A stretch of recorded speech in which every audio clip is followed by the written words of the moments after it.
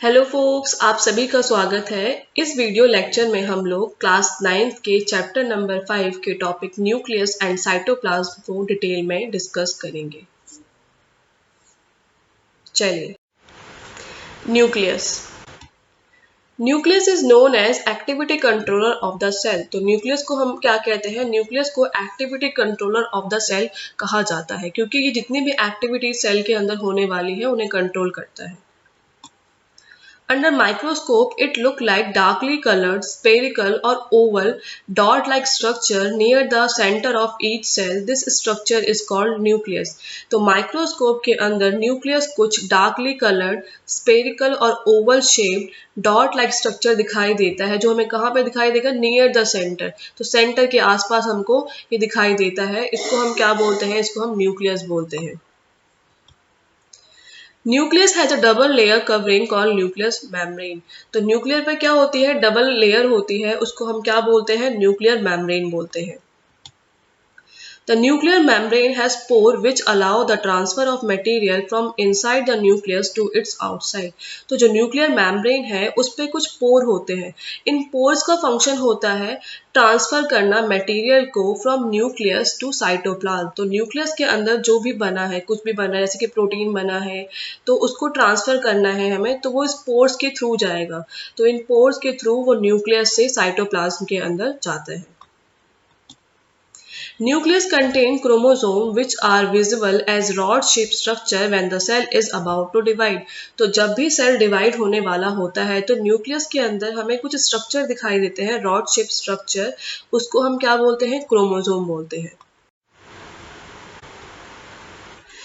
Chromosome is composed of DNA and protein. तो chromosome किससे बना होता है? तो क्रोमोसोम डीएनए एंड प्रोटीन से मिलके बना हुआ होता है। Chromosome contain information for inheritance of character from parents to offspring. This information is contained in DNA, deoxyribonucleic acid. तो क्रोमोसोम क्या है? क्रोमोसोम के अंदर इंफॉर्मेशन होती है जो पास होती है फ्रॉम पेरेंट्स टू ऑफस्प्रिंग के अंदर। वो इंफॉर्मेशन किस फॉर्म में होती है? वो इंफॉर्मेशन डीएनए के फॉर्म में होती है। और डीएनए क्या होता है? डीएनए की फुल फॉर्म होती है deoxyribonucleic acid. Next is what is gene. Gene क्या है? Functional segment of DNA are called gene. तो फंक्शनल सेगमेंट, एक डीएनए का फंक्शनल सेगमेंट को ही हम क्या बोलते हैं? जीन बोलते हैं।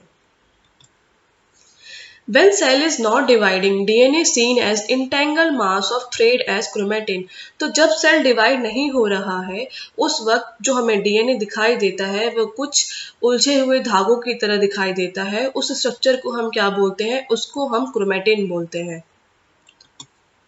When cell about to divide, the chromatin organize into chromosome. और जब सेल डिवाइड हो रहा होता है तो क्रोमेटिन क्या होता है? क्रोमोसोम के फॉर्म में ऑर्गेनाइज हो जाता है। Next is function of nucleus. Nucleus के क्या फंक्शन है? First is cellular reproduction.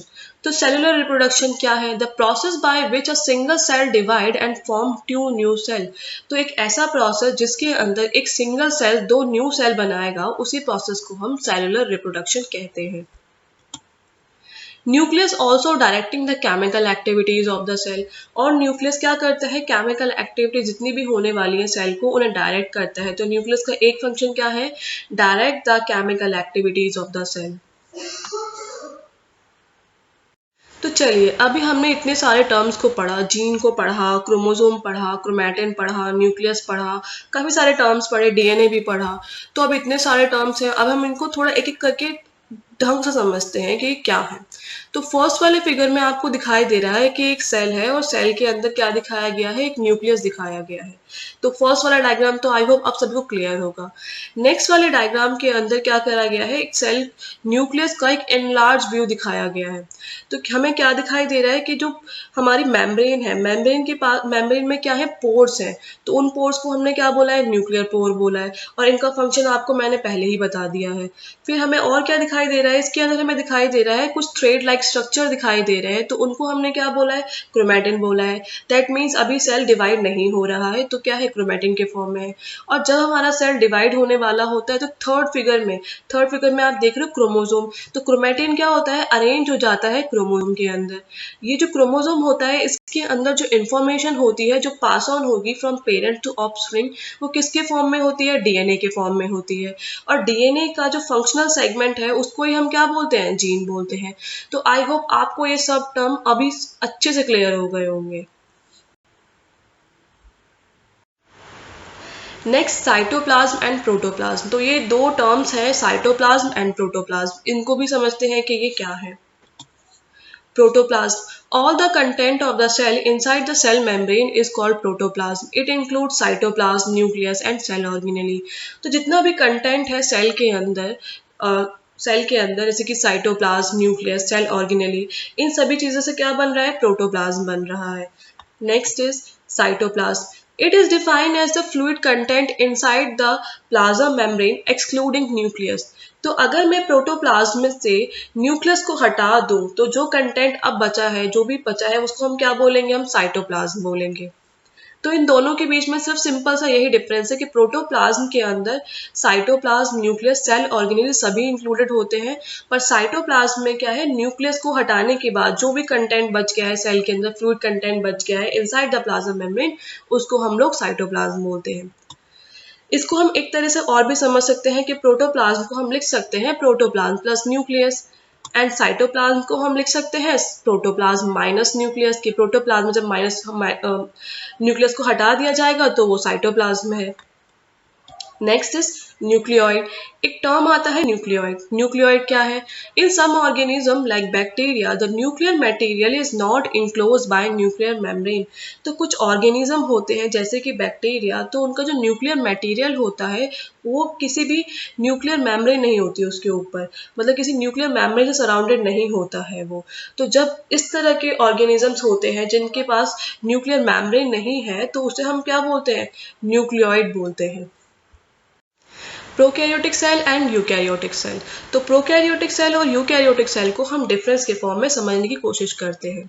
Prokaryotic cell, अगर साइज के बेसिस पे देखा जाए तो प्रोकैरियोटिक सेल जनरली स्मॉल होता है और उसका साइज 1 से लेकर 10 माइक्रोमीटर तक हो सकता है। वहीं अगर हम यूकैरियोटिक सेल को देखें तो जनरली इसका साइज लार्ज होता है और ये 5 से लेकर 100 माइक्रोमीटर तक इसका साइज हो सकता है। न्यूक्लियर रीजन, तो प्रोकैरियोटिक सेल में nuclear region not well defined, तो डिफाइन नहीं होता है, वेल डिफाइन नहीं होता है, is not surrounded by nuclear membrane, और न्यूक्लियर मेम्ब्रेन से सराउंड नहीं होता है, इसीलिए इसको हम क्या बोलते हैं, न्यूक्लियोइड बोलते हैं। वहीं पर यूकैरियोटिक सेल के अंदर जो न्यूक्लियर रीजन होता है वो वेल डिफाइंड होता है और मेम्ब्रेन से सराउंड होता है and surrounded by nuclear membrane. Next chromosome. Prokaryotic cell में जनरली क्रोमोसोम 1 सिंगल होंगे, यूकैरियोटिक सेल के अंदर मोर देन 1 क्रोमोसोम हो सकते हैं। Membrane bound cell organelle absent, तो प्रोकैरियोटिक सेल के अंदर membrane bound cell organelle absent होते हैं, जबकि यूकैरियोटिक सेल के अंदर membrane bound cell organelle present होते हैं। एग्जाम्पल के तौर पे देखें यूकैरियोटिक सेल के अंदर तो बैक्टीरिया एक एग्जाम्पल ले सकते हैं हम, यूकैरियोट के अंदर हम प्लांट और एनिमल का एक एग्जाम्पल ले सकते हैं। आई होप आपको ये समझ में आया होगा। Next is viruses. तो वायरसेस क्या होते हैं? वायरसेस आर इन्फेक्शियस एजेंट और entity that are not cellular in nature. तो वायरसेस क्या होते हैं? इन्फेक्शियस एजेंट होते हैं और एंटिटी होते हैं जो कि सेलुलर नहीं होते हैं नेचर में। Viruses lack any membrane. Viruses में क्या है? कोई भी मेम्ब्रेन नहीं होती है। Viruses show no character of life, but when they enter to living host, they use host machinery and multiply. वैसे तो जनरली जब आप इन्वायरमेंट में वायरस को देखोगे तो अगर हमारी बॉडी के अंदर नहीं है, बॉडी से बाहर है, इन्वायरमेंट के अंदर है, तो वायरस क्या है? नॉन लिविंग है, कोई कैरेक्टर नहीं शो करता है वो लाइफ का। पर जैसे ही वो हमारी बॉडी के अंदर एंटर करता है तो वो क्या करता है? हमारी बॉडी की जितनी मशीनरी है उसको यूज करता है और अपने आप को मल्टीप्लाई करता है। Thank you for watching. Happy learning. अगर आपको ये वीडियो पसंद आया है तो please like the channel and subscribe also. Thank you. Keep learning.